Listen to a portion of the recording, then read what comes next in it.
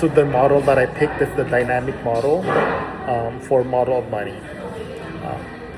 With that, the dynamic model allows us to see how money, supply, interest rate, and inflation and spending change over time. So some points of a dynamic model.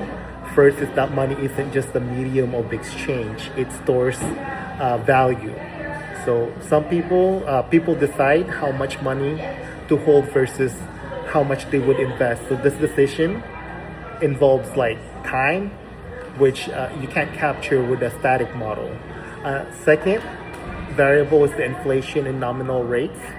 I think those should be included because inflation could go up at 3%, 2%, or 8%. So it needs to be adjusted towards that.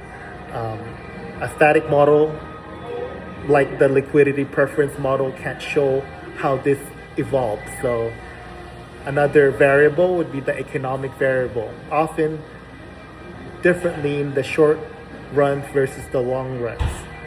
For example, a sudden increase in money supply might lower interest rate and boost spending temporarily, but over time the price could adjust.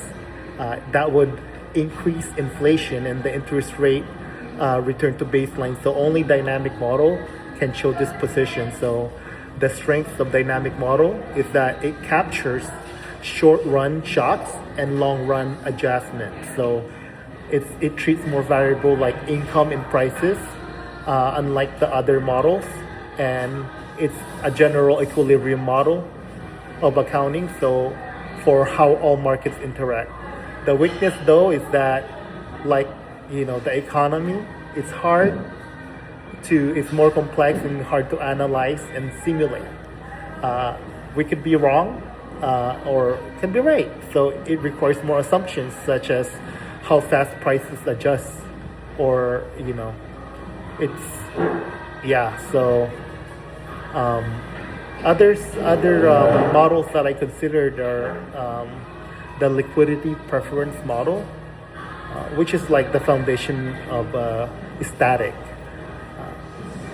If you say that it's dynamic model accurate, it's not perfect, but it's more accurate over time. And I believe after an example would be after the 2008 crisis, the Fed increased the money supply. Interest rates fell sharply and gradually rose, just as the dynamic model predicts. So that recent estimate shows that money demand function has stabilized and making the model more reliable.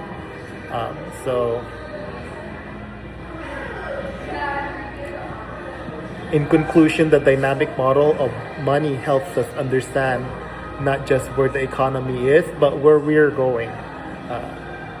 It's the best tool, I think, that we have for capturing rhythm of monetary change rather than the other ones. So that's all I have. Thank you.